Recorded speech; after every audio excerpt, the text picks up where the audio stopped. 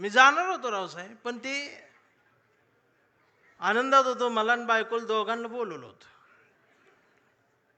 लय आनंदात होतो. बायकोन 2 ड्रेस मला शिवलं होतं.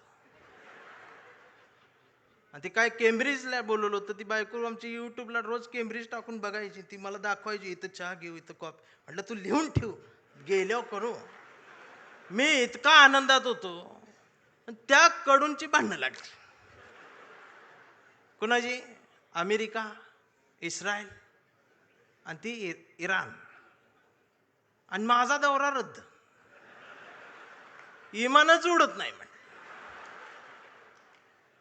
मी अजून काळा पडलो. बर, भांडणं त्यांची आणि दंगा इथं. या सोशल मीडिया बघते, बघ आता अमेरिका असं करणार, इराण असं करणार, आता ट्रम्प काय ग बसतोय का, आमचं बी गेलंय, हे आलंय ते आलंय. 15 दिवस यांनी दंगा केला. जेव्हा यांच्या घरातला गॅस संपला,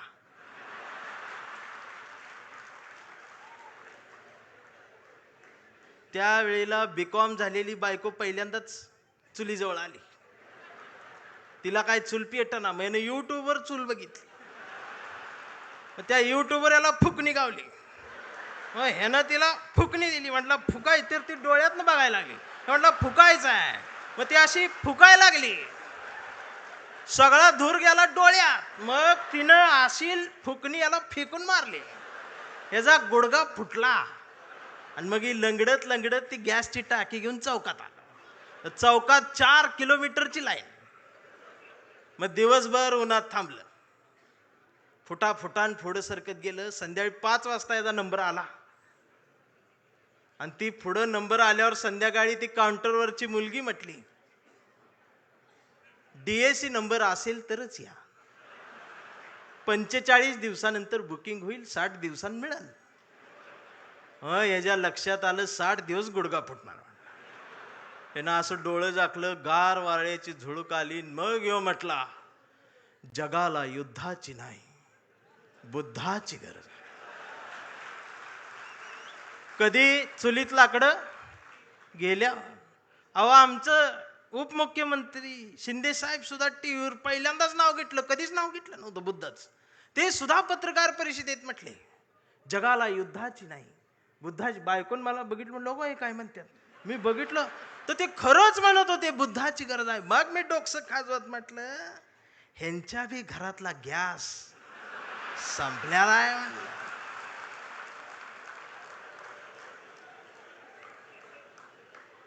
साधना आहे. अहो काय चालले काय. त्यावेळेला तुम्हाला आमच्या आठवणी येतील. खराचं प्रकरण ज्यावेळी टीव्हीवर आलं, महाराष्ट्र हादरला. त्यावेळेला महाराष्ट्राच्या मनात नाही तर अख्ख्या देशाच्या मनात एकच नाव आलं, डॉक्टर नरेंद्र दाभोळकर. खऱ्यापणाने लढणारी माणसं महाराष्ट्रात तेव्हाही होती, आजही आहेत, उद्याही असतील. आणि शिवसेना कायम खऱ्या माणसांसोबत मैदानात आहे. ते उद्याही राहणार आहे. ही संपणार नाही. फक्त माझी विनंती आहे, मला दिसते बरं का, मला काय भविष्य कळत नाही, पण मला दिसते लवकरच तुम्ही बी सत्तेत आहे. फक्त माझी विनंती साहेब एवढीच आहे, जेवढी गेले ती त्यातलं परत यायला बघत्याल. अजिबात नाही घ्यायची.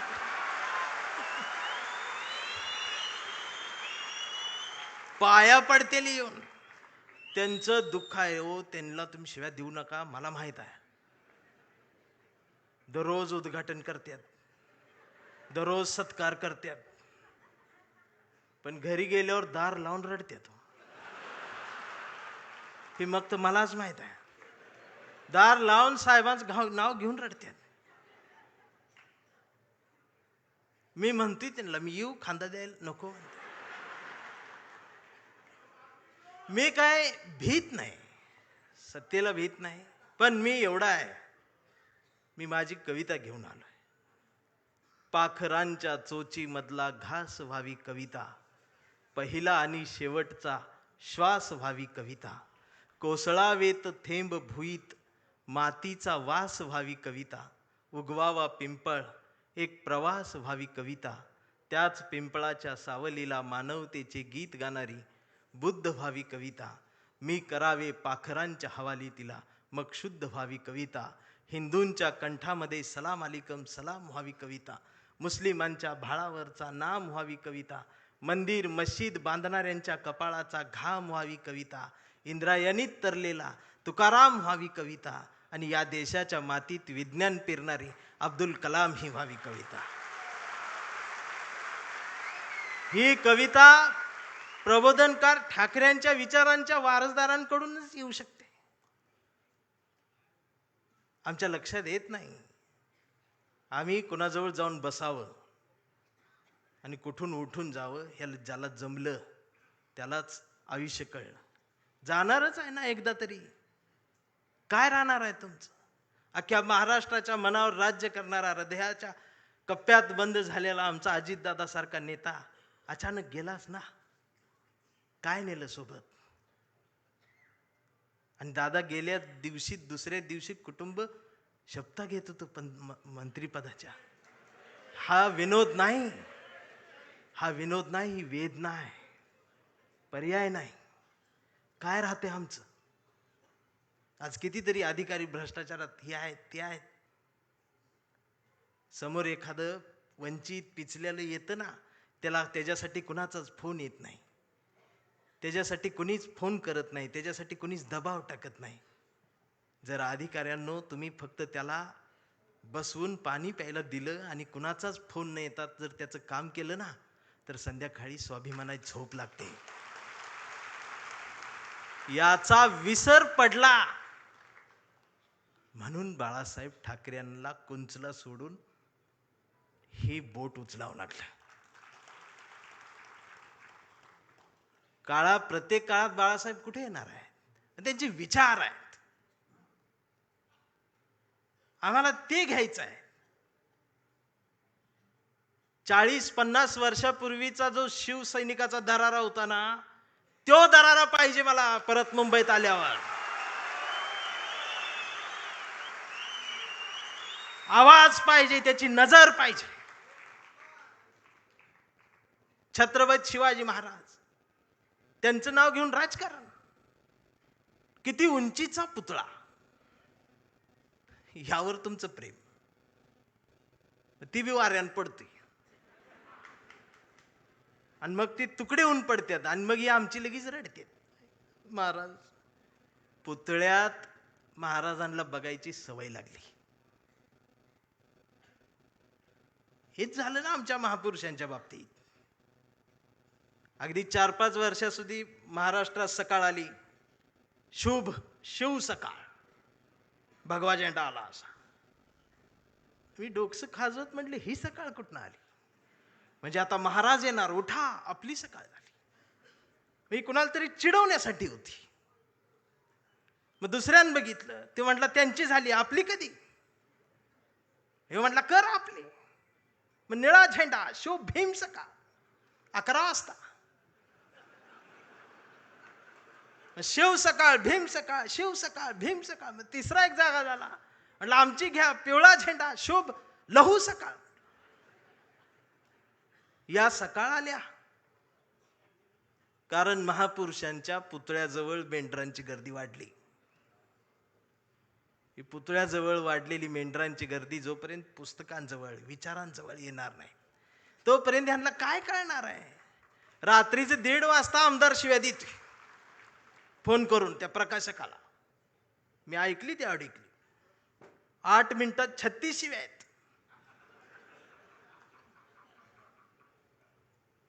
स्ट्राईक रेट काढला तर 400च आहे.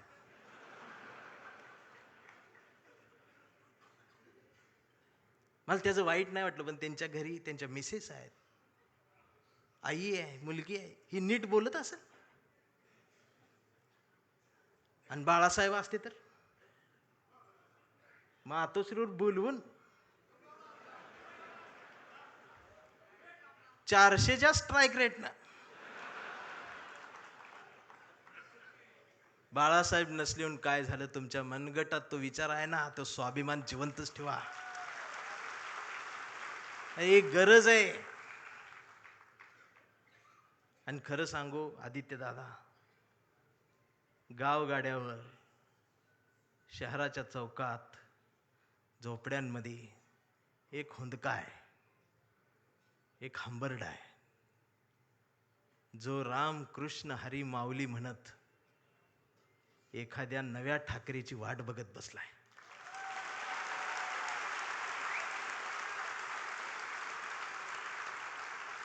आणि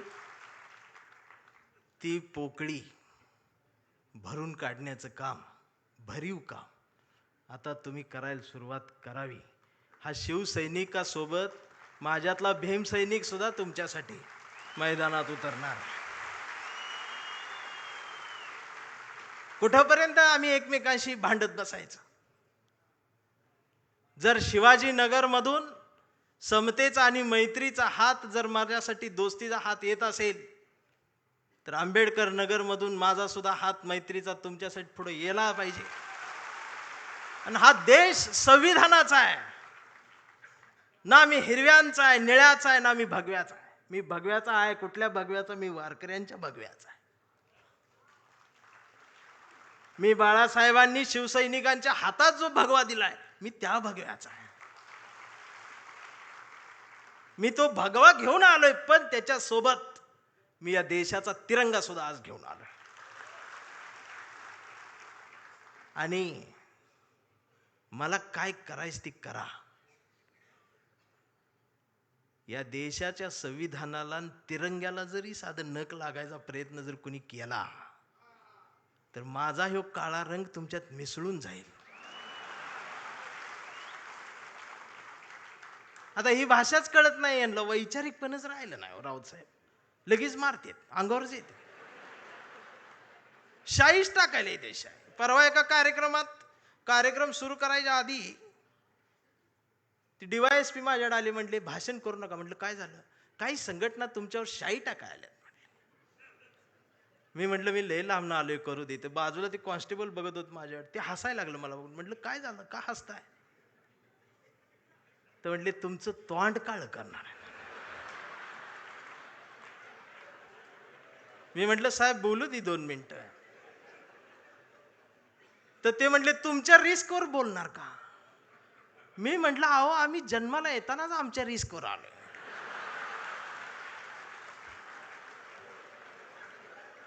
मी भाषणाची सुरुवात केली, म्हटलं जे कोणी शाई टाका आलेत त्यांना विनंती एवढी आहे, म्हटलं तुम्ही चुना आणा, अजून काय काळ करणार. हे जी घसरण झाल्या आमच्या शहाणपणाची, मी या मराठी मातीचा सांगावा घेऊन आलोय तुमच्यासाठी की तुमची गरज महाराष्ट्राला आहे. आणि महाराष्ट्र फक्त तुमचा आहे. मी आता जास्त वेळ घेणार नाही, कारण आता डरकाळ्या ऐकायच्या आहेत. मी कविता घेऊन थांबणार आहे, ज्या कवितेसाठी मला साहेबांनी बोलवले. त्या कवितेत तुडवा ऑपरेशन आहे. कविता आहे कांबळे. आता हा कांबळे कुठल्या एका जातीचा नाही, हा कांबळे भारतीय आहे, हा कांबळे मराठी आहे, हा कांबळे अस्मिता आहे, हा कांबळे स्वाभिमान आहे, हा कांबळे काय काय त्रास होत जातो त्याची कविता आहे. हा कांबळे शेंडीतून जानव्यातून मुक्त येऊन प्रबोधनकारांच्या जवळ आलेला आहे, फुलेशाह आंबेडकरांच्या जवळ आला, असा हा स्वाभिमानी आहे की आमचा कांबळे लय हुशार. हे कधीच नाही रडला, नुसताच कांडला करून. कांबळे शाळेत गेला, मास्तरनं फळ्यावर सरस्वती काढली. कांबळे शाळेत गेला, मास्तरनं फळ्यावर सरस्वती काढली, पण कांबळेनं पाटीवर सावित्री काढली. मग मास्तरनं चिडून कांबळेला असा तुडवला, असा तुडवला, असा तुडवला, पण कांबळे नाही रडला, नुसताच कांडला करून. कांबळे वयात आला, विशीत आला, मिशीत आला, कांबळे गुलाबी झाला आणि तिच्या प्रेमात पडला. मग तिनं विचारली त्याची जात. मग तिनं विचारली त्याची जात. कांबळे म्हणाला, वेडे, मी माणूस, माणूस माझी जात, प्रेमात कसली आली जात. मग माणूस माझी जात म्हटल्यावर तिनं बरोबर ओळखली जात. मग तिनं बी कांबळेला असा तुडवला, असा तुडवला. पण कांबळे बी हुशार, नाही रडला, नुसताच कांडला करून. कांबळेचं लग्न ठरलं. घरचे म्हणाले, मुहूर्त पहा. कांबळे म्हटला, पटत नाही, प्रबोधनकार वाचा. नातेवाईक म्हणले, सत्यनारायण. कांबळे म्हणला, जमत नाही, फुले वाचा. भावकी म्हटली, जागरण गोंधळ, बोकाट तरी कापा. कांबळे म्हटला, पटतच नाही, गाडगे बाबा वाचा. मग घरच्यांनीच दार लावून कांबळेला असा तुडवला, असा तुडवला. पण कांबळे बी हुशार, नाही रडला, नुसताच कांडला. इथं कोण शाई वगैरे लावा आले का? चुना ना. मग कांबळे अशा चळवळीत आला. सगळ्या चळवळी अशा गट तट फुटून बिटून गेले. कांबळेला वाईट वाटलं. कांबळे सगळ्यांना वाटला, सगळ्यांनी एकत्रित या, एकत्रित या, देश समजून घ्या, महाराष्ट्र समजून घ्या. दिवसभर बोंबलत राहिला. मग संध्याकाळी सगळे एकत्रित आले आणि एकत्रित येऊन आपल्याच कांबळेला, आपल्याच लोकांनी असा तुडवला, असा तुडवला. पण कांबळे बी हुशार, नाही रडला, नुसताच काढला. आणि आता कांबळे शिवसैनिक झाला.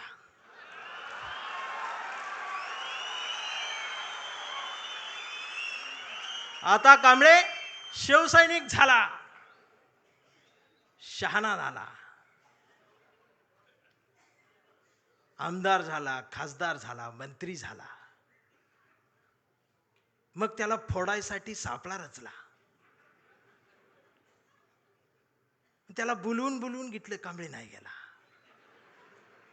तो ऐकत नाही म्हणून त्याला मग जेलमध्ये टाकला. तिथं सुद्धा ईडीनं त्याला असा तुडवला. पण कांबळे तिथं बी नाही रडला, नुसताच कांडला. आणि असा भगवा फडकवत जेलमधनं बाहेर आला. अरे, महाराष्ट्राच्या इतिहासातला सुवर्ण अक्षरांनी, सोनेरी अक्षरांनी लिहिणारा जाणार तो इतिहास आहे. तो शिवसैनिक ज्या वेळेला न झुकता बाहेर आला ना, तो नाद नाही आमच्या रावसाहेबाला, नादच नाही. आता कांबळे वयस्कर झाला. त्याच्या परवा ते सोशल मीडियावर येडं झालेले. ते सोशल मीडियावर कोण आहे, निसर्ग चित्र येतं, त्याच्यावर लिहिलेलं असतं 70% डोळे बारीक करा.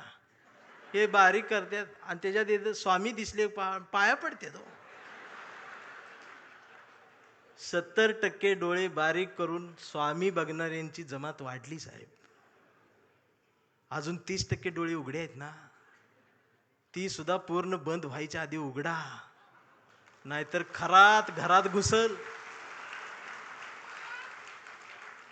आणि असं बोलल्यावर मला मारते. परवा कांबळेच्या मुलानं मोबाईल बघत अर्धा डोळा बारीक करत कांबळेला विचारलं, डॅडा, महाराष्ट्र म्हणजे काय डॅडा? स्वाभिमान म्हणजे काय डॅडा? प्रबोधनकार ठाकरे कोण होते डॅडा? फुले शाहू आंबेडकर कोण डॅडा? आणि शिवाजी महाराज खरंच जन्माला आले होते डॅडा? आता मात्र कांबळे पेटला.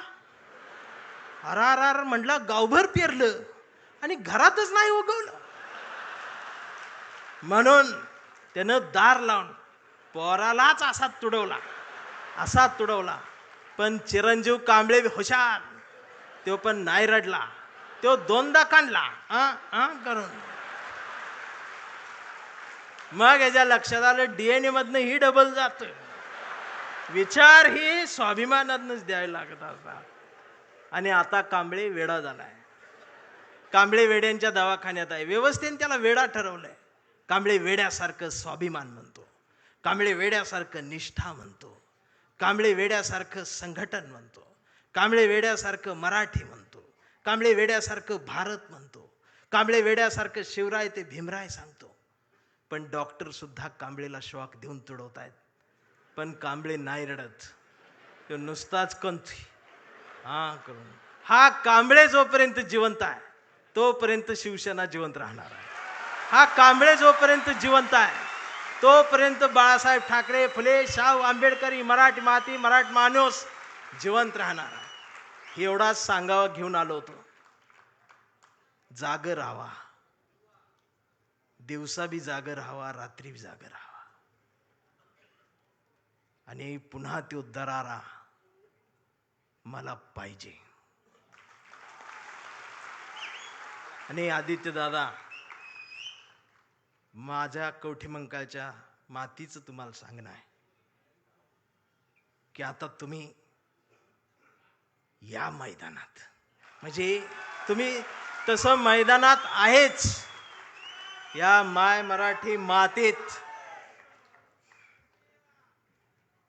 ब्रँड म्हटलं जातं ना, ब्रँड, त्या ब्रँडला म्हणते शिवसैनिक, ओरिजिनल शिवसैनिक.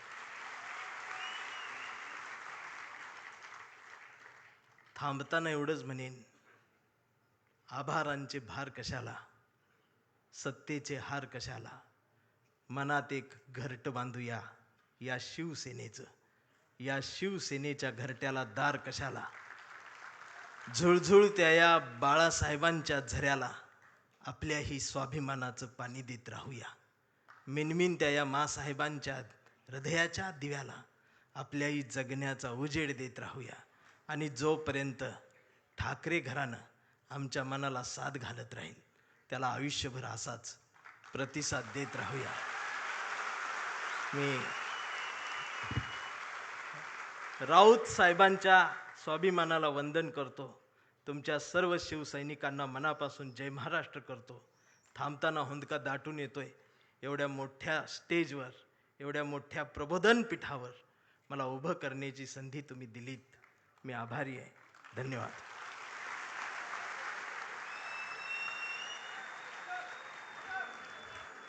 धन्यवाद चंदन शिवेजी. आता काही वेळात आपण संघटनात्मक कार्यक्रमाला सुरुवात करणार आहोत.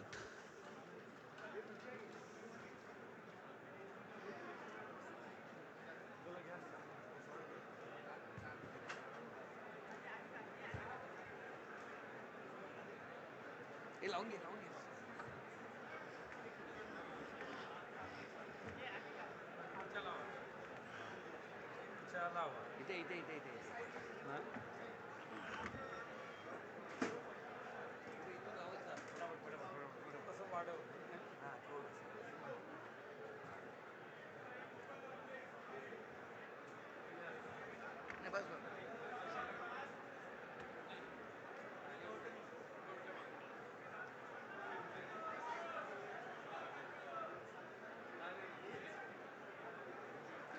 सन्माननीय नेते यांना विनंती आहे, आपण व्यासपीठावर यावे.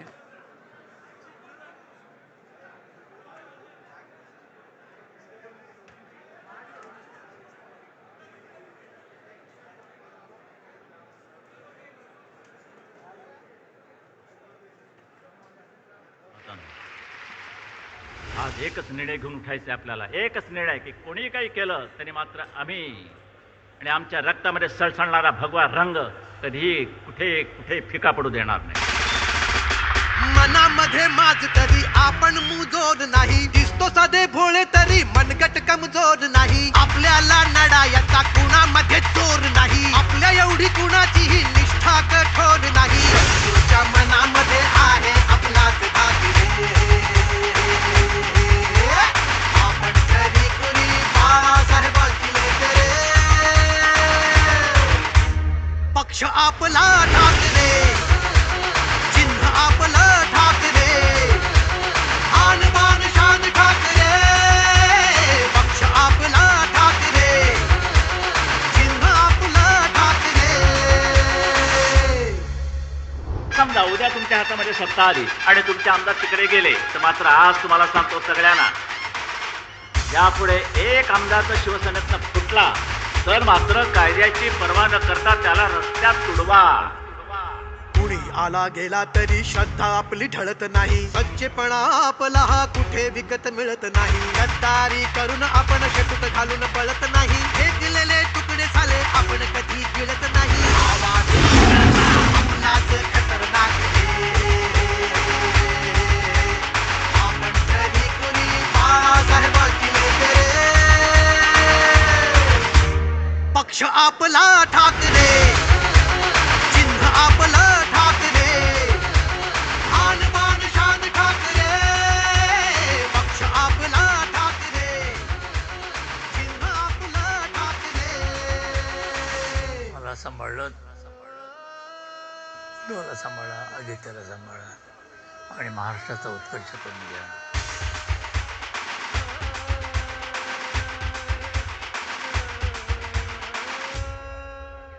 उद्धव साहेबांच्या राहून सोबत शेवटचा शब्द बाळासाहेबांचा पाळायचा. आदित्य दादांच्या सोबत युद्धात जिंकण्यासाठीच सारा डाव आता खेळायचा. हा महाराष्ट्राला देऊ उद्याची हाकरे. आपण तरी कुणी बाळासाहेबांची लेकरे. पक्ष आपला, पक्ष आपला, पक्ष आपला ठाकरे, आपला ठाकरे, चिन्ह आपलं ठाकरे, आपलं ठाकरे, आणबाण शान ठाकरे. पक्ष आपला ठाकरे, आपला ठाकरे, चिन्ह आपलं ठाकरे. दैवत आपले Thackeray.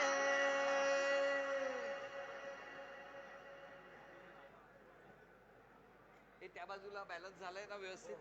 Hello hello hello hello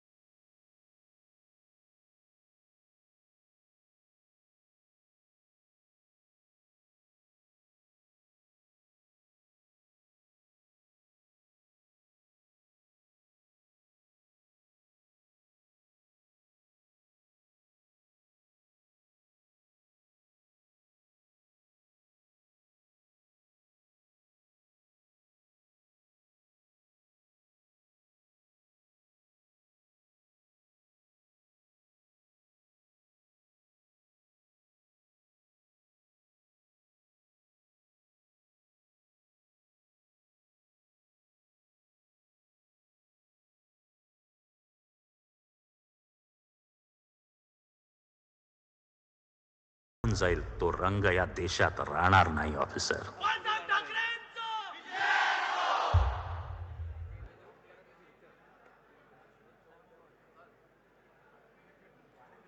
Suraj Suraj जोरदार आहे वातावरण खाली. Hello hello hello hello.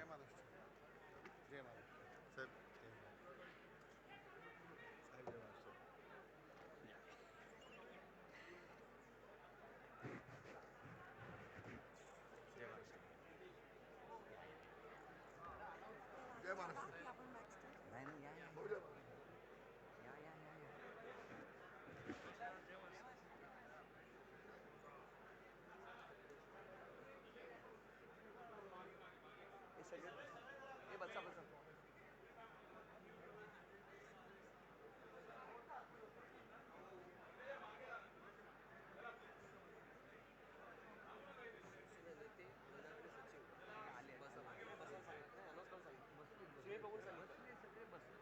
Announce नाही करायचं.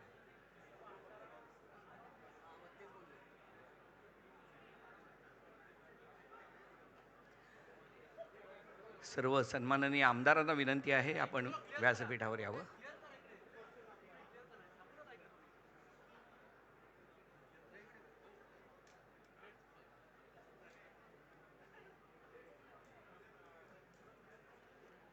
पुढे घ्यायचं.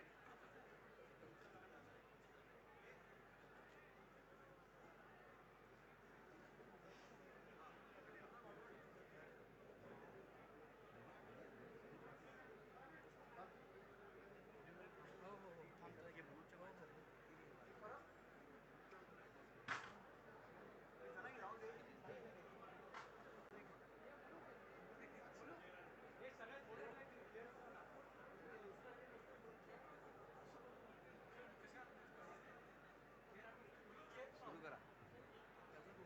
जाणार जाणार जाणार.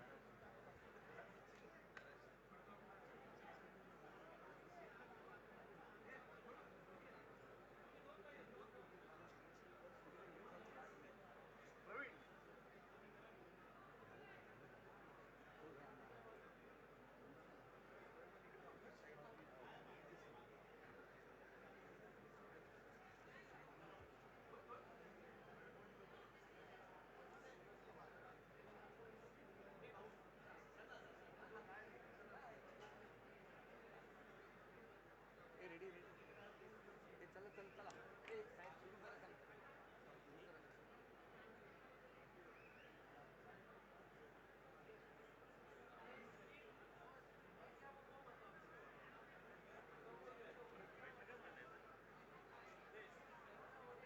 हो हो हो.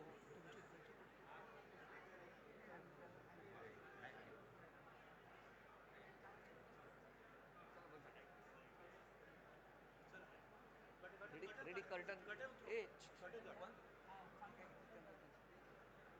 कर्टन झाला सुरू. छत्रपती शिवाजी महाराज की. उद्धव साहेब आगे बढ़ो.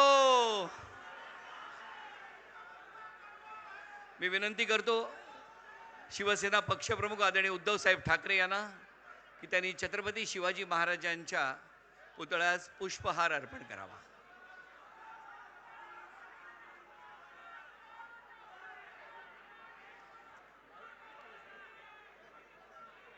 छत्रपती शिवाजी महाराज की.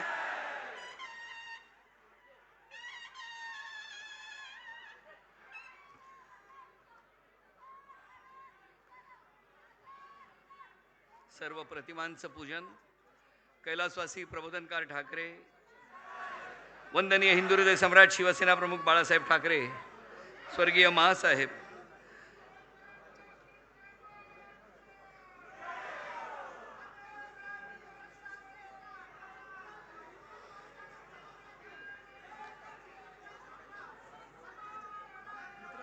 विभागाचा सत्कार.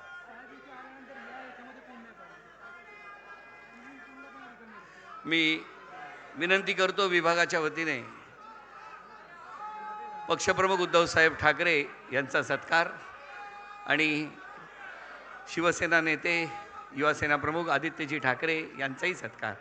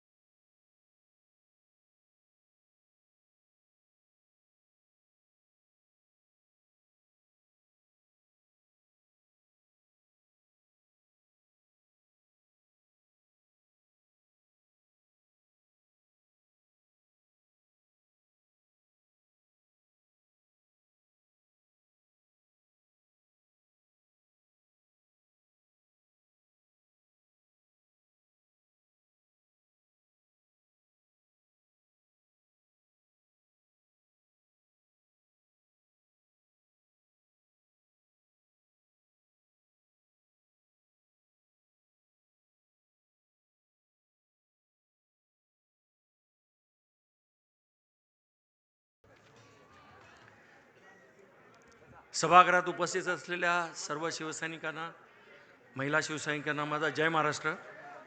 आपण जसं आता आदेश बांदेकर साहेबांनी सांगितलं त्याप्रमाणे 23 जानेवारी 26ला एक ह्याच सभागृहामध्ये घोषणा करण्यात आली होती की इम्पोर्ट एक्सपोर्ट लॉजिस्टिक्सचा कोर्स आपण इथे चालू करतो म्हणून. आणि त्यानंतर 21 मार्च रोजी शिवसेना भवनमध्ये उद्धव साहेबांच्या हस्ते या कार्यक्रमाची सुरुवात झाली, त्याचं उद्घाटन झालं आणि 35 लोकांना निवडण्यात आलं होतं. 35 लोकांमध्ये या 35 लोकांना निवडताना त्यांची लेखी परीक्षा घेण्यात आली होती. लेखी परीक्षेनंतर त्यांची तोंडी परीक्षा घेतल्यानंतर या 35 लोकांचा कोर्स चालू झाला आणि या 2 महिने यांना लेक्चर्स दिल्यानंतर 21 दिवसाचं त्यांना ऑन जॉब ट्रेनिंग, म्हणजे ज्याला आपण इंडस्ट्रियल व्हिजिटही म्हणतो त्याप्रमाणे त्यांना ते 21 दिवसाचं ट्रेनिंग दिल्यानंतर हा संपूर्ण कोर्स केल्यानंतर पुन्हा त्यांच्या लेखी परीक्षा झाल्या आणि लेखी परीक्षेमध्ये पास झालेल्यांना आज आपण इथे त्यांनामुळे मला सांगायला आनंद होतो की 35 मधल्या जवळजवळ 29 मुलांनी परीक्षा दिल्या होत्या आणि 29 मुलांनी हा कोर्स, हा संपूर्ण 3 महिन्याचा संपूर्ण हा कोर्स यशस्वीरित्या पूर्ण केलेला आहे आणि आपली पहिली बॅच ह्याच्यामधनं आपण तयार केलेली आहे. या संपूर्ण कोर्समध्ये या लॉजिस्टिकमध्ये काम करणारी दिग्गज मंडळी काम करत होती, ज्यांच्या स्वतःच्या कंपन्या आहेत आणि 30 मंडळी इथे या मुलांना शिकवण्यासाठी जवळजवळ 3 महिने इथे कार्यरत होती. या 3 महिन्यामध्ये ह्या लोकांनी त्यांना प्रशिक्षण तर दिलंच आणि हे प्रशिक्षण देणारी ही जी मंडळी आहे त्यांच्यात जवळजवळ ह्या ज्या कंपन्या आहेत, यांच्या मालकीच्या ज्या कंपन्या आहेत, जवळजवळ 3 पिढ्या चालवलेल्या असलेल्या ह्या कंपन्यांचे मालक हे आहेत. आता मी त्यांचं नाव घेतो. आता ही जी मुलांनी आपल्या कोर्स कंप्लीट केलेला आहे त्यांना मी इथे स्टेजवर आमंत्रित करतो, ज्यांना माननीय श्री उद्धव साहेब यांच्या हस्ते त्यांना सर्टिफिकेट वितरण होणार आहे. पहिलं नाव आहे कुमारी स्वरदा शुक्ल,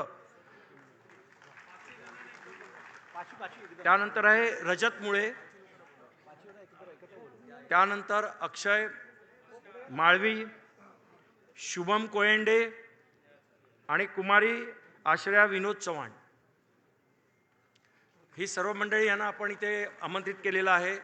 यांना आता सर्टिफिकेटचं वितरण आणि त्यांना हा कोर्स कंप्लीट केल्यानंतर या कंपन्यांमध्ये नोकरीही देण्यात आलेली आहे. म्हणजे आपण जे आश्वासन दिलं होतं की ह्या सगळ्यांना नोकऱ्या तिथे मिळतील, त्याप्रमाणे नोकऱ्याही त्यांना देण्यात आलेल्या आहेत. आणि ही सगळी मंडळी आजची स्टेजवर आपल्याला दिसत आहेत. ह्या सगळ्यांच्या सहकार्याने हा कोर्स आपण 3 महिन्याचा केला आहे. आणि या सगळ्या मंडळींनी ही जी आज सगळे इथे दिसत आहेत, ही आपल्याला सगळी मालक मंडळी आहेत. आणि यांनी पुढेसुद्धा आपल्याला सहकार्य करण्याचं आश्वासन दिलेलं आहे. मला वाटतं यांच्या सन्मानार्थ सगळ्यांनी जोरदार टाळ्याने त्यांचं स्वागत करावं, जोरदार टाळ्याने. कारण अशा रीतीने त्यांनी जे आपल्याला सहकार्य दिलेलं आहे हे खरोखरच भूषणावं आहे. आणि मी या सगळ्यांचं आपल्या संघटनेच्या वतीने, स्थानिक लोकाधिकार समितीच्या वतीने मी यांचं सगळ्यांचं म्हणजे त्यांना धन्यवाद देतो. आणि पुढची बॅच, आता ही पहिली बॅच आम्ही 35 लोकांची घेतल्यानंतर जवळजवळ 450 लोकांनी ह्याला ॲप्लाय केलेलं आहे, म्हणजे त्यांनी अर्ज दिलेले आहेत. त्यांची दुसरी बॅच आपण लवकरच 50 लोकांची बॅच आपण चालू करतो आहे. आणि या 50 लोकांना सेनाभवनमधनं कॉल करण्यात येईल, सगळ्यांना बोलवण्यात येईल. यांची पुन्हा रिटर्न टेस्ट होईल. आणि या रिटर्न टेस्टनंतर त्यांना मग हा 3 महिन्याचा कोर्स त्यांना आपण करणार आहोत. आणि हीच मंडळी संपूर्ण जो सपोर्ट आहे, म्हणजे हे स्वतः हे क्लास घेतात. यांची जी मोठी संस्था आहे federation of freight forward association of India, ही या संस्थेची त्यांची शैक्षणिक शाखा पण आहे, ज्याचं नाव आहे Indian institute of freight forwarders. तर या शैक्षणिक शाखेतर्फे या सगळ्यांना आपण पुन्हा बॅच आपण करतो आहे. या सगळ्यांना पुन्हा कॉल जातील, या मुलांना बोलवलं जाईल. आणि 50 जणांची बॅच पुन्हा शिवसेना भवनमध्ये आपण करणार आहोत. आणि हीच मंडळी ह्या सगळ्या कोर्ससाठी आपल्याला सहकार्य करणार आहेत. मी आता सगळ्यांची नावं घेतो. श्री अमित कामत हे चेअरमन आहेत FFIAIचे, आणि त्यांच्या कंपनीचं नाव आहे कामत अँड कंपनी. दुष्यंत मुलानी हे मागील त्यांच्या चेअरमन आहेत, त्यांच्या कंपनीचं नाव आहे खिमजी पुंजा फ्रेट फॉरवर्ड्स लिमिटेड. आणि हे स्वतः एक फॅकल्टी होते, त्यांना मुलांना ट्रेनिंग दिलं होतं. श्री सुदीप डे हे ऑनररी सेक्रेटरी FFIचे आहेत. आणि हे खास कलकत्त्यावरून इथे आलेले आहेत. सुदीप डे, जोरदार टाळ्यांनी त्यांचं स्वागत करा. खास आपल्या कार्यक्रमासाठी ते कलकत्त्यावरून उपस्थित राहिलेले आहेत. त्यानंतर आहेत Tej Contractor, president IIFF, managing director of मयूरसी logistic company, Shri Shantanu Bhadkamkar adviser FFI. आणि हे स्वतः मॅनेजिंग डायरेक्टर आहेत ATC global logistic limited. Shri Sameer Shah adviser FFI. आणि यांनी हा कोर्स त्यांनी डिझाईन, जो संपूर्ण 2 महिन्याचा कोर्स आहे तो त्यांनी डिझाईन केला होता. श्री शंकर शिंदे ॲडवायझर FFI हे आहेत, आणि यांच्या कंपनीचं नाव आहे global express multi logistics private limited. Shri Shankar Haldankar उर्फ नाना हळदणकर यांनी इनिशिएटिव्ह घेऊन, म्हणजे मनोहर पटाये आणि श्री नाना हळदणकर यांनी संपूर्ण इनिशिएटिव्ह घेऊन आणि कोऑर्डिनेट करून हा कोर्स आपल्याला त्यांनी केलेला आहे. त्यांचंही जोरदार टाळ्यांनी स्वागत करूया. त्याचप्रमाणे आहेत श्री विनायक अपराज, त्यांच्या कंपनीचं नाव आहे वरद लॉजिस्टिक्स. मंगेश कांबळे यांच्या कंपनीचं नाव आहे Omkar clearing. Ganpat Belnekar clearing and forwarding agency. Shri Kiran Rambhia Shah brothers. Shri Ajinkya Patil ह्यांनी हा कोर्ससाठी संपूर्ण कोऑर्डिनेशन यांनी केलं होतं. त्यांच्यावर त्यांचे सहकारी अजय म्हणून होते.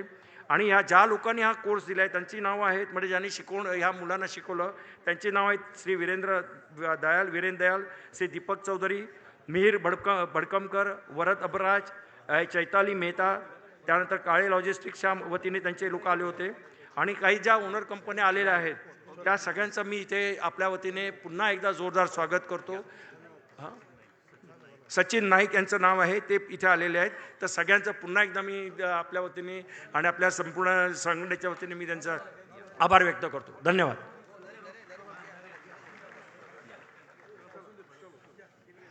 धन्यवाद प्रदीपजी. आणि आता आपण 2026 ते 2028 करता प्राथमिक सदस्य नोंदणीचा शुभारंभ करणार आहोत. बरं, ओके, ठीक आहे, ठीक आहे.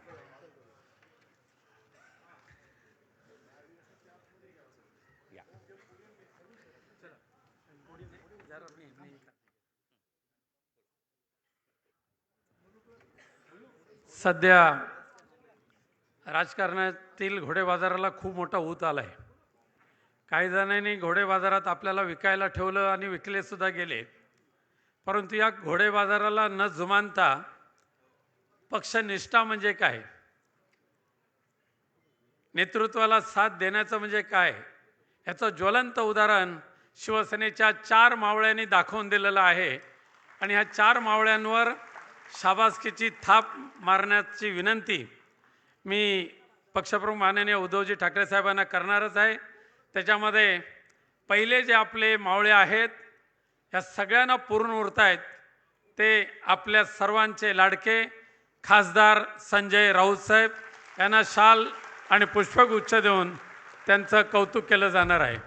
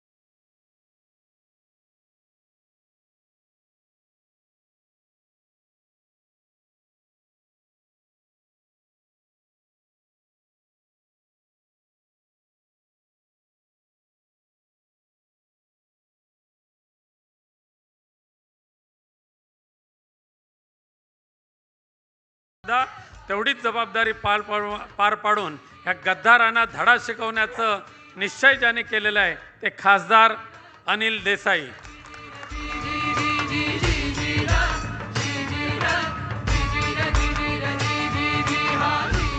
अनिल देसाईंचं वैशिष्ट्य तेच आहे, त्यांनी सुद्धा ह्या गद्दारांच्या मंत्रीपदावर लाथ मारली आणि ते परत आलेले आहेत.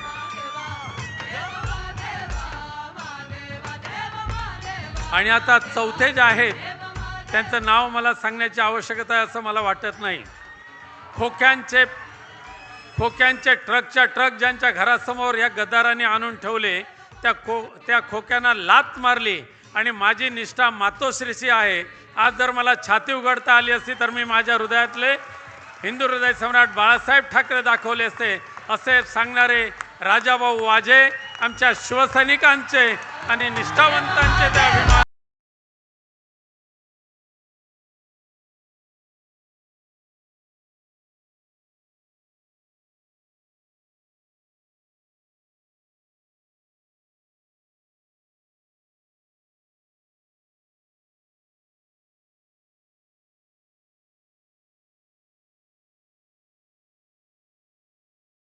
अरे आवाज कुणाचा? उद्धव साहेब आगे बढो.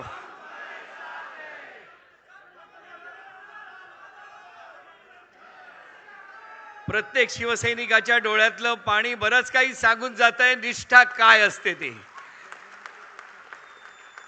आणि आता ज्यांचे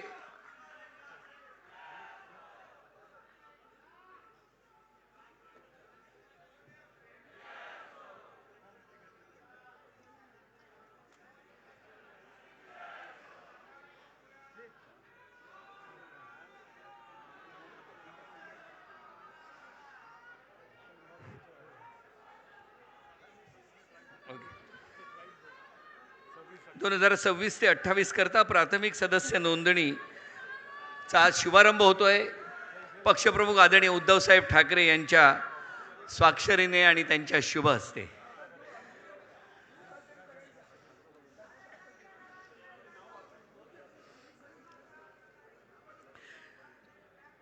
वंदनीय हिंदू हृदय सम्राट शिवसेना प्रमुख बाळासाहेब ठाकरे यांचा.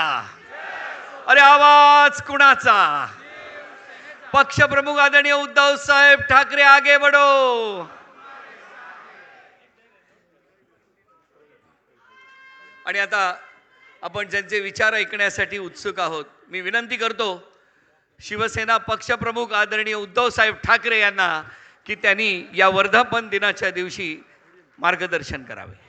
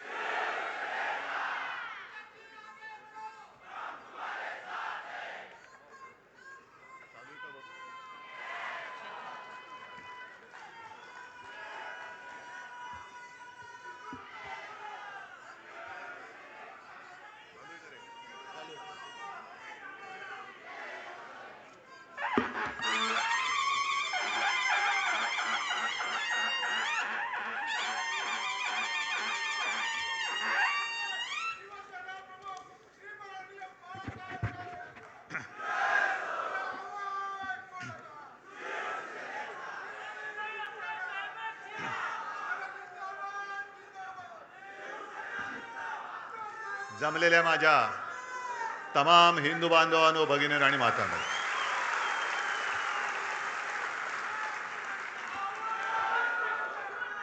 आज शिवसेनेचा 60वा वर्धापन दिन आहे आणि 60वा वर्धापन दिन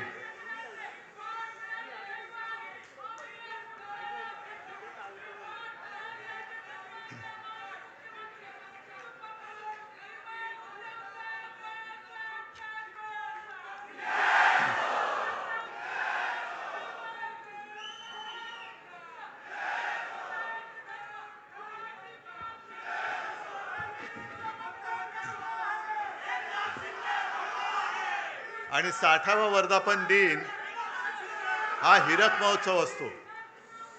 हिरक महोत्सव असतो. म्हणून नेहमीप्रमाणे मी माझ्या भाषणाची सुरुवात केलेली असली तरी आज विशेष म्हणजे तुम्हाला सगळ्यांना उद्देशून जमलेल्या माझ्या तर आहातच, पण मला दिलेल्या हिऱ्यापेक्षा मौल्यवान जीवाला जीव देणाऱ्या शिवसैनिक बांधवांनो, भगिनींनो आणि मातांनो, कारण ही देणगी माझी वडिलोपार्जित आहे. त्याच्यामुळे कोणी मायकल लाल ही देणगी माझ्यापासून हिरावून घेऊ शकत नाही. आजचा वर्धापन दिन अनेकांना वाटलं असेल की दुःखी आणि कष्टाने खचून गेलेला शिवसैनिक इथे दिसेल, पण इकडे एक सुद्धा शिवसैनिक खचलेला नाही, उलट पेटलेला आहे.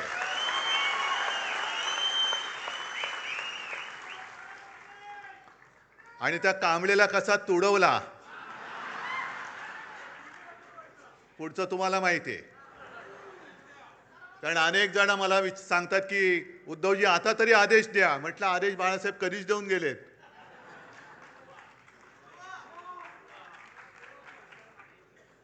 आज विशेषतः 4 खासदारांचा सत्कार तर केलाच, त्यांच्यासोबत आपले हक्काचे 20 आमदार आहेत.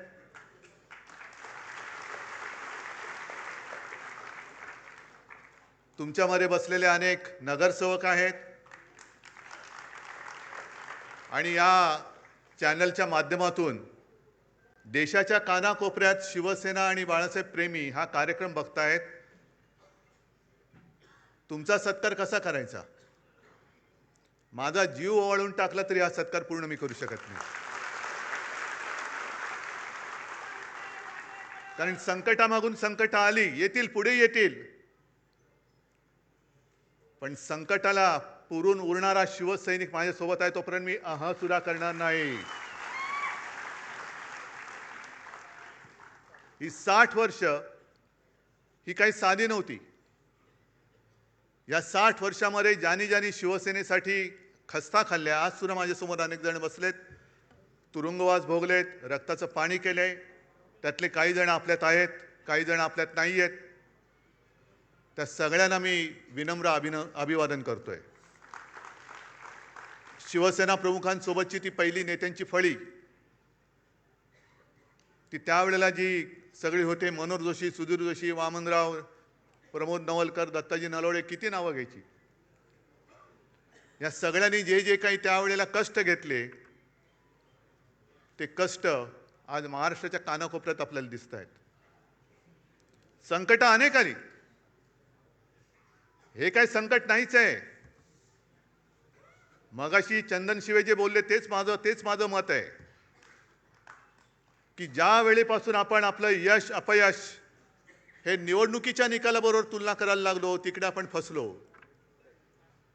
शिवसेना जे उत्तर शिवसेना प्रमुखांनी माझ्या समोर तेव्हाचे जे होम मिनिस्टर होते, मला वाटतं इंद्रजित गुप्ता, आपली सत्ता होती, आपलं सरकार होतं, आणि एक घटना अशी घडली होती की जणू काय आता हे सरकार बरखास्त करणार. आणि ते गृहमंत्री आले होते, शिवसेना प्रमुखांना त्यांनी भेटायची इच्छा व्यक्त केली. शिवसेना प्रमुख गेले, मी सोबत होतो, आणखी नेते तेव्हा सोबत होते. आणि इंद्रजित गुप्ता म्हणजे किती जणांनी त्यांचा फोटो पाहिला असेल मला माहिती नाही, पण त्यांचा चेहराच असा होता की जणू काही बुलडॉग समोर बसलाय. आणि त्यांनी सुरुवात अशी केली आणि सगळं बोलल्यानंतर बाळासाहेबांनी त्यांना सांगितले, तुम्ही काय कराल? माझं सरकार बरखास्त कराल ना? एक लक्षात घ्या, आम्ही सत्तेसाठी जन्माला आलेलो नाही, सत्ता आमच्यासाठी जन्माला आलेली आहे.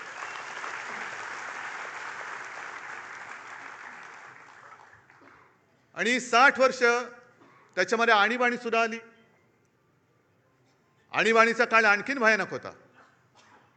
आणि तेव्हा तर ह्या सगळ्या गोष्टी, या सगळ्या आठवणी स्वतः शिवसेना प्रमुखांनी सांगितलेल्या आहेत की त्याही वेळेला रजनी पटेल म्हणजे आज जे आहेत त्यांच्याच राज्याचा हा शिवसेनेच्या मुळावर उठला होता. आणि त्यांनी शिवसेना प्रमुखांना एक पत्र लिहून दिलं होतं आणि सांगितलं होतं की याच्यावर सही करा, सही नाही केली तर तुम्ही आतमध्ये जाल.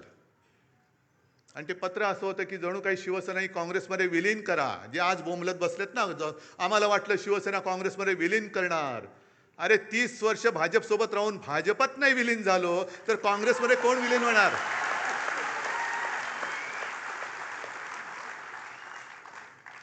आणि शिवसेना प्रमुखांनी उत्तर दिलं होतं, मी सही करणाऱ्यांना फेकून दिलं पत्र आणि सांगितलं, जा तुझ्या पटेलला सांग, ज्या क्षणी तुम्हाला हात लावशील तेव्हा बाहेर तुझी आरती उठलेली असेल, प्रेत यात्रा निघेल तुझी बाहेर. या सगळ्या संकटाला तोंड देत देत देत आपण इथपर्यंत आलेलो आहोत. कारण काही सांगतायत. शिवसेना म्हणे काँग्रेसमध्ये विलीन होण्याची आम्हाला भीती वाटली. अरे मला भीती वाटते महाराष्ट्र भाजप आता शिवसेनेत विलीन होईल.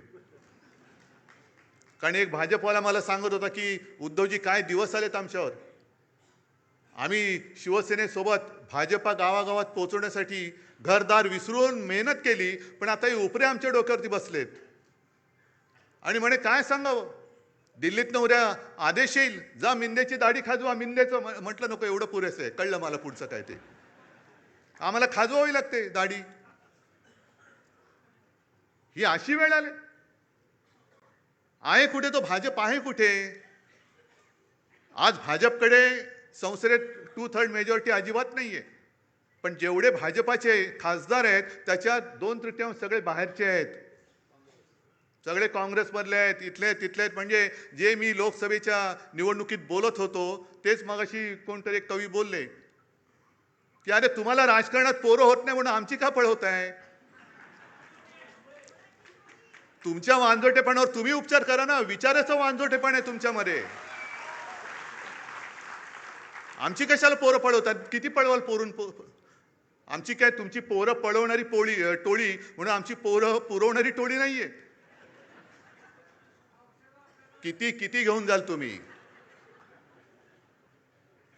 आणि काय उद्धव ठाकरे कोणाला भेटत नाहीत. बरं उद्धवजी नाही तर आदित्य ठाकरे फिरले पाहिजेत. मग मी जर कोणाला भेटत नव्हतं तर गदाड्या तू निवडून कसा आलास? लोकसभेच्या वेळेला सुद्धा तुमच्या सगळ्यांच्या सोबत प्रत्येक लोकसभेमध्ये किमान 6 ते 10 सभा मी तेव्हा घेतल्या होत्या, 6 ते 10, तेव्हाही निवडून आलेले आहेत. पण जर का मी असं गर्वाने म्हटलं की मी तुला तिकीट दिलं, मी तुला निवडून आणलं, मी तुला मंत्री केलं, मी तुला आमदार केलं, मी तुला विधानसभेतल्या मंत्रिपदाची तिथली खुर्ची दाखवली, तर हा माझा गर्व असेल. पण मी गर्वाने नाही बोलू शकत, कारण मला माहिती आहे की उद्धव ठाकरेला किंमत नाही, उद्धव बाळासाहेब ठाकरेला किंमत आहे.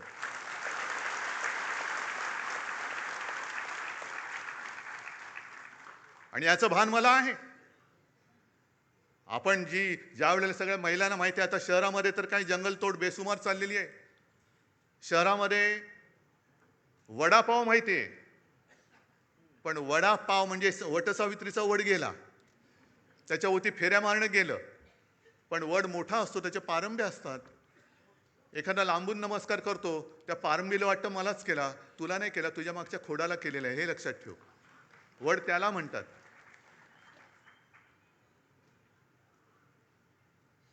आणि मातोश्रीवरती शिंतोडे उडवत आहेत. मला कळत नाही ही कुठली अवलाद. म्हणजे ज्या शिवसेना प्रमुखांनी मराठी माणसाच्या आणि हिंदूंच्या रक्तामध्ये स्वाभिमान रुजवला, त्या रक्तामध्ये हे भेसळ कुठून आणली? ही कोणाची अवलाद आहे? ते तर कळतंय, दुसऱ्याचे बाप चोरावं लागतायत. कारण मला आठवत आहे की शिवसेनेची जेव्हा स्थापना झाली तो क्षण आजही माझ्या डोळ्यासमोर आहे. आणि त्या क्षणाचे आता साक्षीदार 2-3 कदाचित मी, चंदू मामा असे 2-3 राहिलो असू. मी अनेकदा सांगितलेलं आहे की तुमच्या सगळ्यांपेक्षा सगळ्यात ज्येष्ठ शिवसैनिक मी आहे. कारण शिवसेनेच्या स्थापनेचा नारळ हा माझ्यासमोर फुटलेला आहे आणि त्यातनं उडालेले तुषारे माझ्या अंगावरती उडालेले आहेत. नाही, तुम्ही त्या क्षणाला तिकडे हजर नव्हतात. खरसीकर बोलतात मी होतो म्हणून. मी तेव्हा तिकडे हजर होतो आणि ते तुषार माझ्या अंगावरती उडाले. मी मागेही बोललोय की मला कल्पना नव्हती की ते उडालेले तुषार मला एवढं भिजवून टाकतील. की पूर्ण शिवसेनेची जबाबदारी माझ्या खांद्यावर येईल. तिथपासून मी शिवसेनेची वाटचाल बघतोय. कसे कसे शिवसैनिक मोठे झाले, कसे त्यावेळेला कसं सगळ्यांच्या एक पायाकडे हात लावला तर आता कोणाला कळणार नाही. कटकट्या असायचा. माहिती आहे कोणाला? काय? रामपुरी. आणि ते हे आमचा टाइमपास तोच. आम्ही शाळेतली मुलं सगळे लालबाग परळ, तेव्हा परेल नव्हतं, परळ होतं. शिवसैनिक यायचे आणि तेच सुरक्षा कवच. आणि कुठून कुठून दुसरीकडनं पण सगळे शिवसैनिक यायचे. आणि मग प्रत्येक जण दाखवायचा, बघा माझा 8 काठ्याचा आहे. म्हणजे त्याला टक टक टक टक टक 8 आवाज यायचा, 11 काठ्याचा, असे सगळे ते होतं. आणि ते बघत बघत आम्ही लहानाचे मोठे झालो. तेव्हाच्या सगळ्या मारामाऱ्या एकतर म्हणजे जे म्हणतात ना, एक तू तरी राहशील तरी नाही तर मी तर राहीन, तशा त्या मारामाऱ्या व्हायच्या.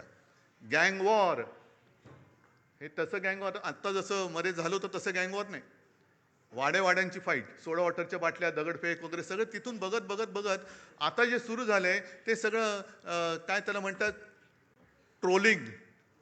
म्हणजे घर बसल्या शिव्या द्यायचं. पण या सगळ्यांना मला एक सांगायचं आहे की मातोश्रीवरती जे जळतायत, ठाकरे कुटुंबियांवरती जे जळतायत, त्यांना ठाकरे कुटुंबाने काय काय भोगलंय, काय काय सोसलंय याची जरा तरी माहिती आहे का, कल्पना आहे का? आहे आपण बोलताना बोलतो की हा महाराष्ट्र छत्रपती शिवाजी महाराज, शाहू फुले, आंबेडकर, सावित्रीबाई फुले यांचा आहेच. पण शिवाजी महाराजांच्या वेळेला सुद्धा गद्दार होतेच.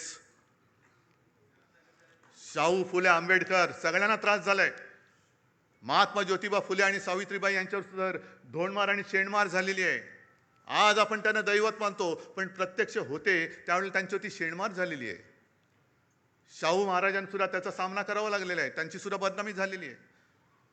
कशाला माझ्या आजोबांना प्रबोधनकार ठाकरे जे सांगतात ना, प्रबोधनकारांचा वारसा घेऊन पुढे जा, पण प्रबोधनकारांना सुद्धा काय काय भोगावं लागलंय का?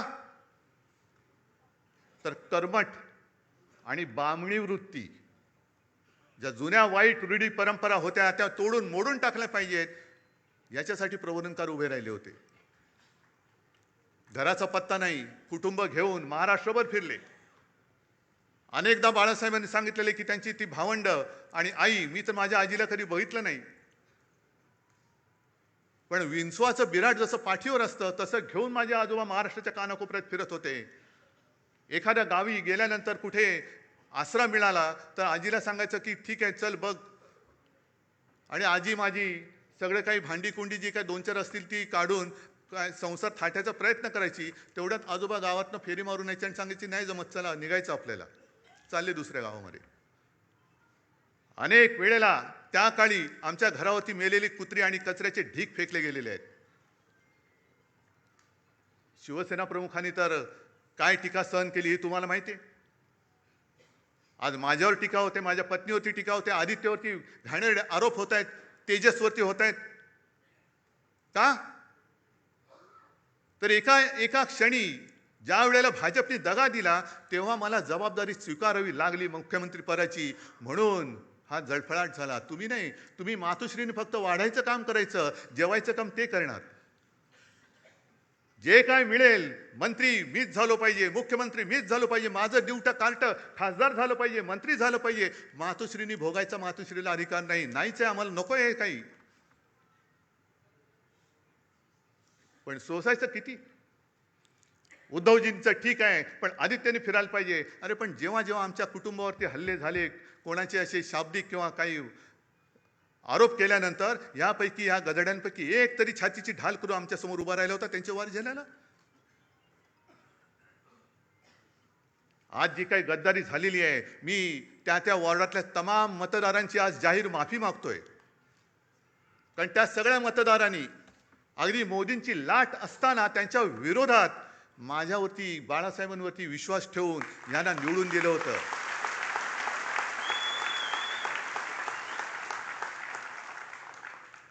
जे आम्हाला डिवचलं जात होतं की तुमची मोदींच्या चेहऱ्यावरती खासदार निवडून आलेत, मोदींचा चेहरा न वापरता आपल्या शिवसेनेचे 9 खासदार डौलाने निवडून आले होते. काही थोडक्यात गेले. एक तरी इथली तर सीट चोरलीच. कुठे होते मोदी? आणि त्याच्यानंतर म्हणजे तेव्हा भाजपचे 20 पेक्षा जास्त खासदार ते पण 9 झाले. आणि आज परत फोडाफोडी कशासाठी फोडताय? काय मिळवायचंय काय तुम्हाला? म्हणजे सत्ता पिपासू किती व्हायचं? सरदार वल्लभभाई पटेलांनी मराठवाड्यामध्ये पोलीस कारवाई केली, ती का केली होती? रजाकारांना घालवण्यासाठी आणि तो प्रांत आपल्या देशात आणण्यासाठी म्हणून पोलीस कारवाई केली होती. आणि यांनी काय केलं? 2-2.5 लाख सीमा सुरक्षा दल घुसवलं. कुठे घुसवलं? बंगालमध्ये एका महिलेला हरवण्यासाठी निवडणूक आणि स्वतःचा पक्ष जिंकण्यासाठी देशाचं सुरक्षा दल तुम्ही वापरता. कोणालाच काय वाटत नाही. ममता बघा कशा लढतायत. काय होतंय? हारल्यानंतर किती देशामध्ये प्रतिक्रिया उमटली. 2.25-2.5 लाख फौज जर तुम्ही निवडणूक जिंकण्यासाठी वापरत असाल, स्वतःच्या पक्षासाठी वापरत असाल, तर मणिपूरमध्ये का नाही घुसवत? अजून 12 वर्ष होऊन गेली. पाकव्याप्त काश्मीरमध्ये अजून का नाही घुसवली? चला उद्या घुसवा. शिवसेना तुम्हाला जाहीर पाठिंबा देते.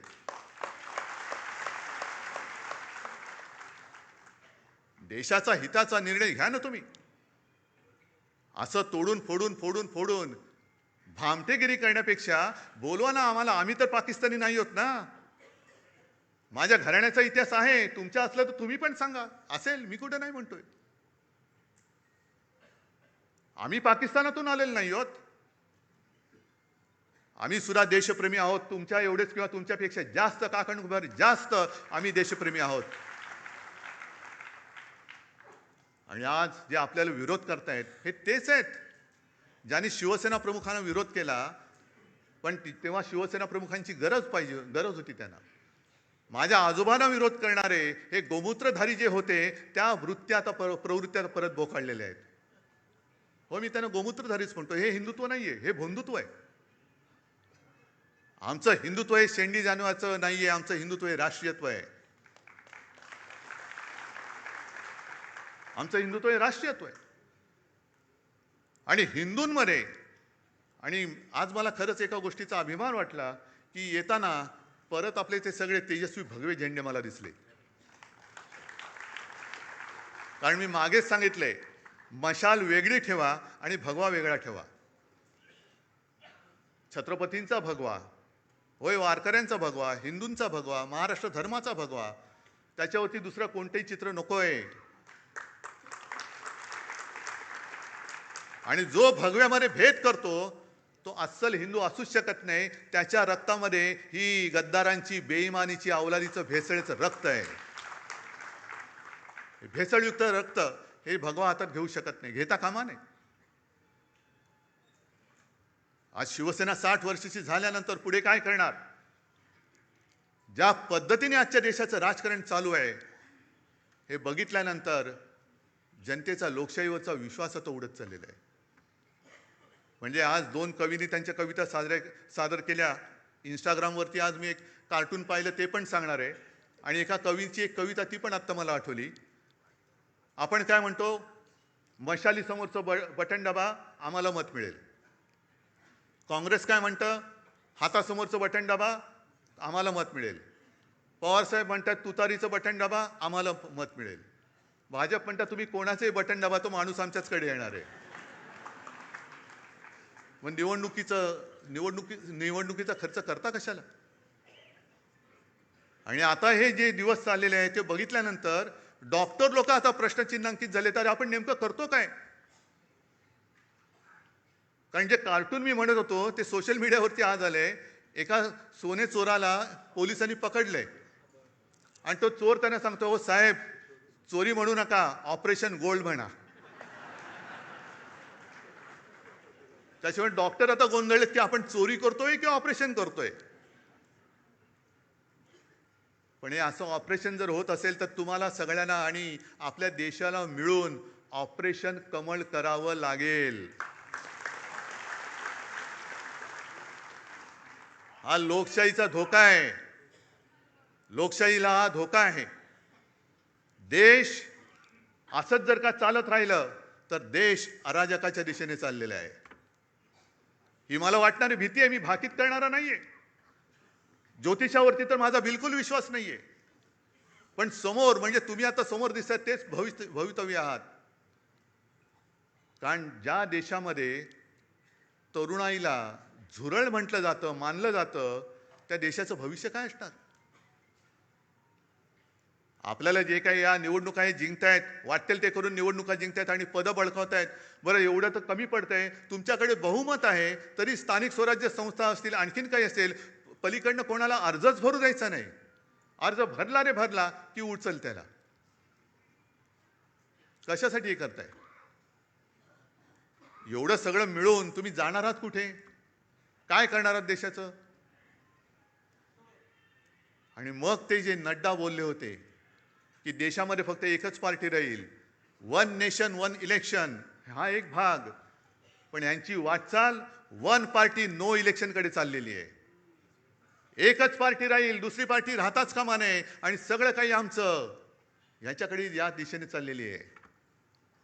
पण त्यांना मला सांगायचंय, भाजप सुद्धा कधीकाळी आपला दोस्त होता, त्यांना मला एक प्रेमळ सल्ला द्यायचा आहे की तुम्ही या वाटेने जाल तर दीर्घकाळ सत्ता तुम्हाला लाभणार नाही.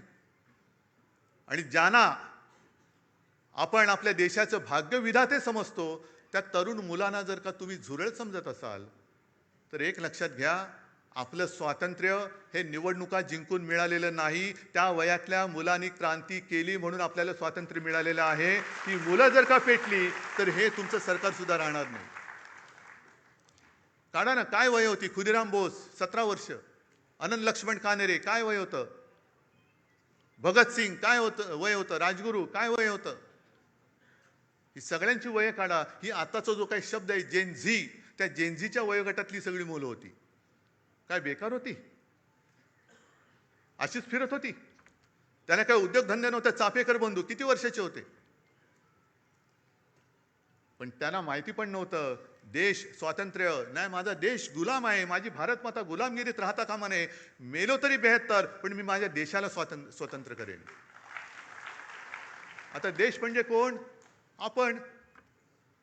देश म्हणजे मला एक शाळेमध्ये धडा होता, देश म्हणजे देशातील माणसं, दगडधोंडे नाहीत. आपण सगळे आहोत, पण आपलेच जर का दगडधोंडे झाले तर मग हे स्वातंत्र्य उपभोगणार आहे कोण? कोण उपभोगणार आहे? बरं, चला एक असा विचार करून चालतो की याच्या पुढे शिवसेना निवडणूकच लढवणार नाही. काय करणार आहेत बोला? काय करतील? बरं, तुमच्यापैकी किती राहतील माझ्यासोबत? बघा, एकही तिकीट मिळणार नाही. मग काय करतील हे? कारण का मरमर मेहनत तुम्ही करायची, निवडून आपण आणायचं आणि यांचे खोके खोक्यावर खोके. म्हणजे शेतकरी रडतोय, त्याच्या मालाला हमीभाव नाही, पण आमदार खासदाराचा हमीभाव ठरलेला आहे. म्हणजे शेतकऱ्याला, तर कैलास पाटील परवा सांगत होते, ते सांगतील, शेतकऱ्याला आता कर्जमाफी त्यांनी दिले. आपण मुक्त म्हणतो, ते माफी म्हणतायत. कर्जमाफीमध्ये त्यांनी अशा अटीतटी शर्ती टाकलेल्या आहेत की शेतकरी म्हणाल मेलो तरी चालेल पण तुझं कर्ज नको, म्हणजे भीक नको पण कुत्रा आवर. म्हणजे शेतकऱ्याला तुम्हाला धड कर्जमुक्त करायचं नाहीये, शेतकऱ्याच्या मालाला किंमत द्यायची नाहीये, पण नुसते आमदार खासदार आणि नगरसेवक आणि हे विकत घ्यायचे आहेत. वा, एवढा पैसा आहे तुमच्याकडे? निवडणुकीच्या आधी लाडकी बहीण आणि आता 80 लाख महिलांचं ते त्यांची ओवाळणी काढून घेतलेली आहे. काय टर्रेबाजी करत होते ते, दाढी खाजवत फिरत होते.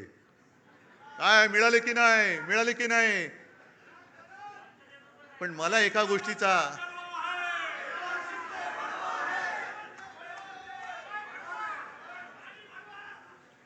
गोष्टीचं थोडं वैषम्य वाटतं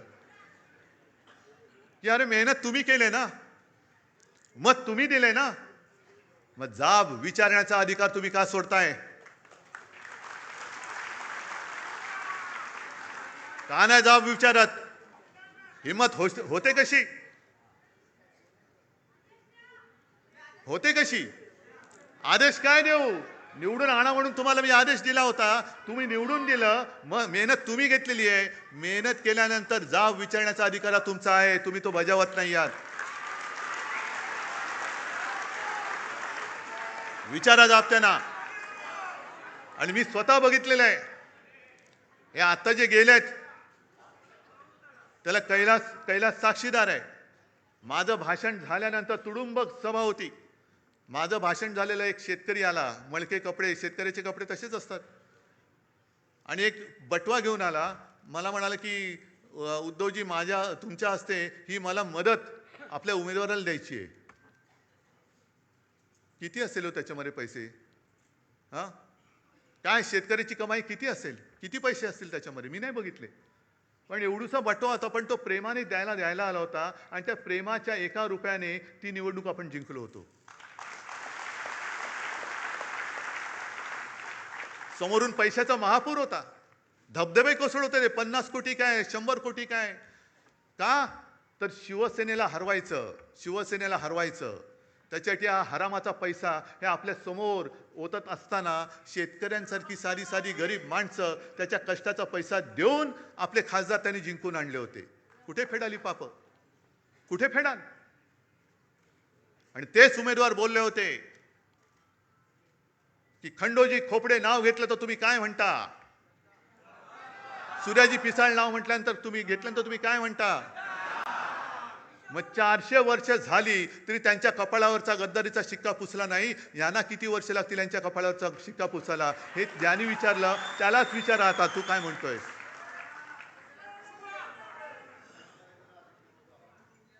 तुम्ही महाराष्ट्राचा विश्वासघात करता. अरे त्यावेळेला आपल्या महाराष्ट्राने तो त्यांचा अश्वमेध अडवला होता. हा पराक्रम महाराष्ट्राने केलेला आहे. त्याही वेळेला काँग्रेस सोबत होतीच ना. काँग्रेसच्या नेत्यांच्या सभा तुम्हाला हव्या होत्याच ना. आज एकदम तुम्हाला वाटायला लागलं की शिवसेना काँग्रेसमध्ये विलीन होईल. शिवसेना विलीन होण्यासाठी आलेली नाहीये, तर शिवसेना ही मराठी माणसाच्या आणि हिंदुत्वाच्या रक्षणासाठी आणि न्याय हक्काच्या लढ्यासाठी जन्माला आलेली आहे. आणि मग काँग्रेसचा विषय काढलाच आहात तर तेही तुम्हाला सांगतो, काँग्रेसने सुद्धा आपल्याला छळलंच नाही, म्हणतच नाही मी. आपलं अर्ध्याहून अधिक आयुष्य हे काँग्रेस बरोबरच्या दुश्मनीमध्ये, राजकीय वैरामध्ये गेलेलं आहे. अगदी टोकाचं वैर, अगदी काय तिखट टीका आपण केलेली आहे. आणि टीका कोणासाठी केली? भाजप सोबत होता आपल्या म्हणून, भाजपसाठी म्हणून. काही वेळेला त्यांचे वार शिवसेना प्रमुखांनी त्यांच्या अंगावरती घेतलेले आहेत. बाबरी पाडल्यानंतर हे सगळे भाजपवाले पळून गेले होते पाय लावून पार्श्वभागाला, तेव्हा शिवसेना प्रमुख फक्त उभे राहिले होते. कोणासाठी उभे राहिले होते? कोणावरचं संकट त्याने आपल्यावर घेतलं होतं? या सगळ्या गोष्टी तुम्ही विसरून गेलात.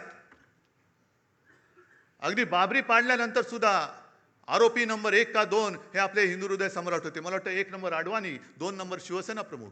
लखनौ कोर्टात पण जावं लागलं होतं. सीबीआयची चौकशी झाली, पण बाळासाहेबांनी त्यांनी सीबीआयने तिकडे नाही बोलवलं. सीबीआयचे अधिकारी व्यवस्थेत येऊन आदबीने शिवसेना प्रमुखांना विचारून गेले होते. काँग्रेसने सुद्धा आपली माणसं फोडली. काही माणसं आपण काढून टाकली होती, ती त्यांनी घेतली.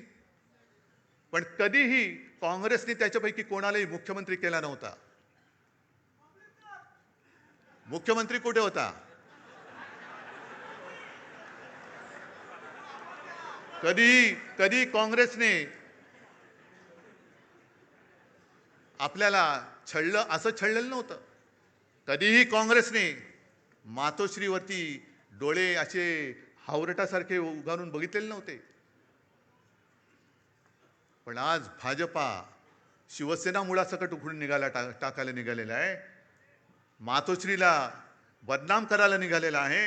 हा फरक आहे. आणि ही संस्कृती भले काँग्रेस कोण असेल ती असेल, पण तुमच्या हिंदुत्वापेक्षा काँग्रेस त्यांच्या शब्दाला जागलेली आहे. म्हणजे ज्या मातोश्रीने, ज्या बाळासाहेबांनी, कोण तुम्ही असाल तडीपार होतात, कशासाठी तडीपार झाला माहिती नाही, आपला वाचव याला, तुम्ही काय केलंय, काही का असे नाही, असू दे त्याला, बसू दे त्याला. हे सगळं बाळासाहेबांनी सोसलं, भोगलं. त्याची फळं तुम्ही आम्हाला दाखवताय. राजकारण हे एवढं गढूळ कधीच झालेलं नव्हतं. खरं म्हणजे राजकारणामध्ये 2 माणसं इकडे तिकडे गेली, 4 माणसं, हे ठीक आहे, पण पक्षाच्या पक्ष तुम्ही संपवायला निघालेला आहात.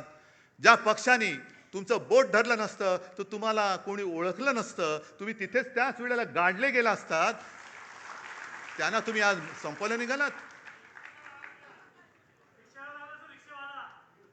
बरं, आज मी आणखीन मुद्दामून एक हे ऐकवतोय. हे आता जे त्यांचं चाललेलं आहे सगळं, की टू थर्ड हे कायदेतज्ञ उल्हास बापट की 2/3 लोकांची संमती असावी लागते, या मुद्द्याचा आधार घेतला जातोय. पण तो अर्धवट आधार घेतला जातोय.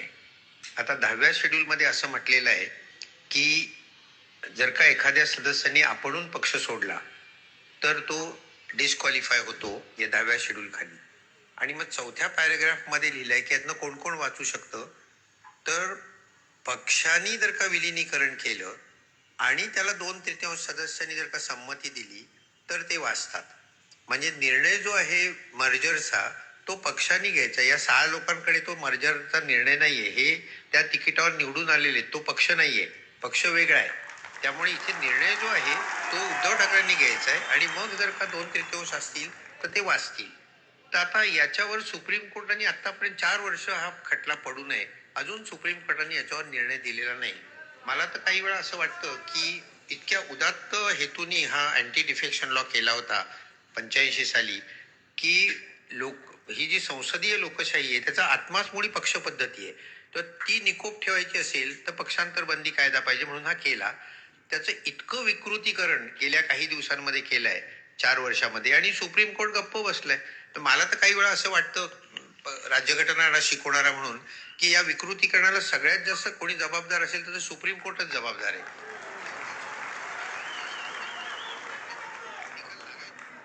बोला. आता उद्या आमच्या आणि बापट साहेबांच्या डोक्यावरती हातोडा पडेल सुमोटो. कारण झालंय काय की एका बाजूने सुप्रीम कोर्ट आणि आमचे कायदा मंत्री बॅडमिंटन खेळतायत आणि मध्ये आमचं शटलकॉक झालंय. संविधानाचं पण शटलकॉक झाले. हा त्याच्याकडे, तो त्याच्याकडे, तो त्याच्याकडे. अरे देशाची बरबारी होते आणि तुम्ही तिकडे मजा मारत बसलात.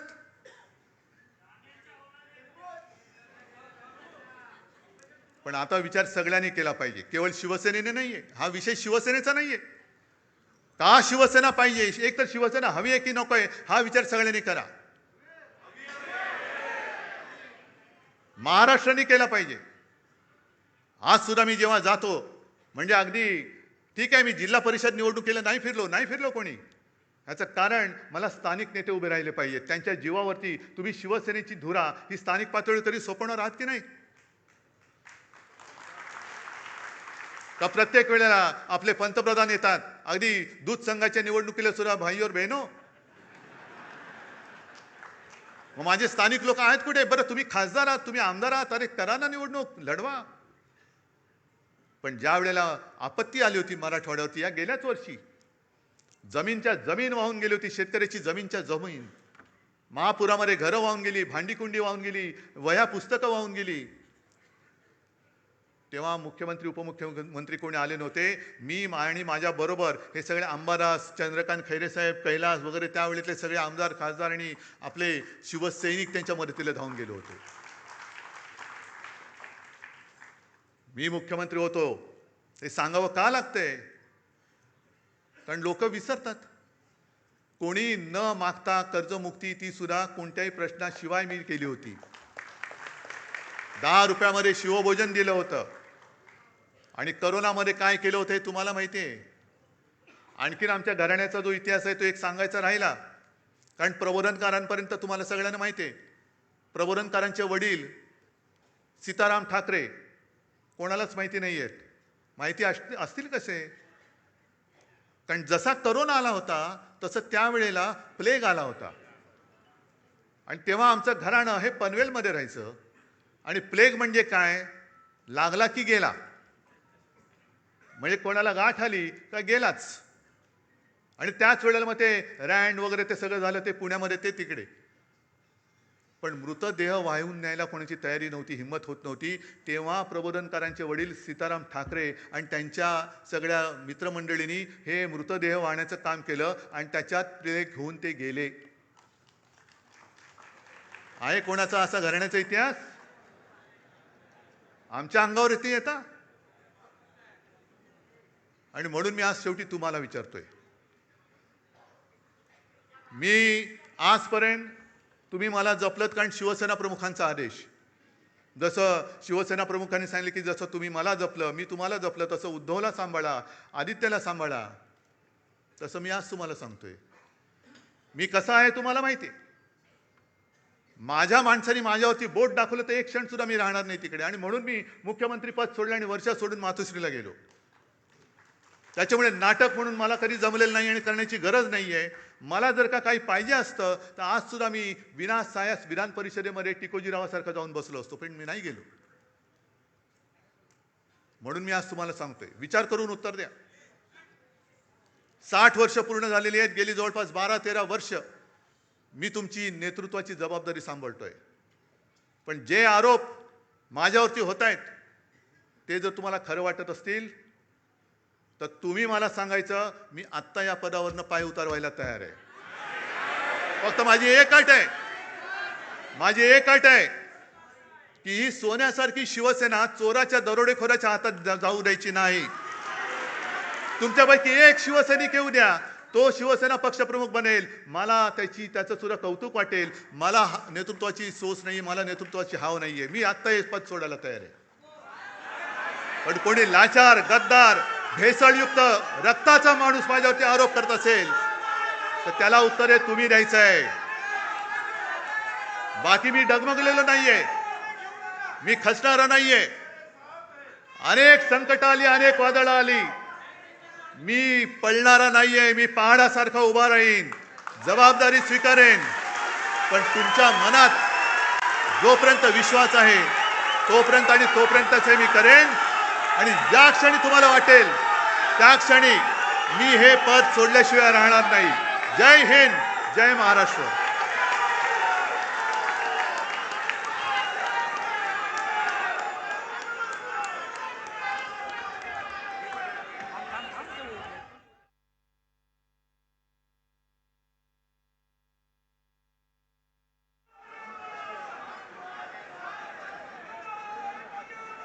मी विनंती करतो, राष्ट्रगीतासाठी सर्वांनी उभं राहावं.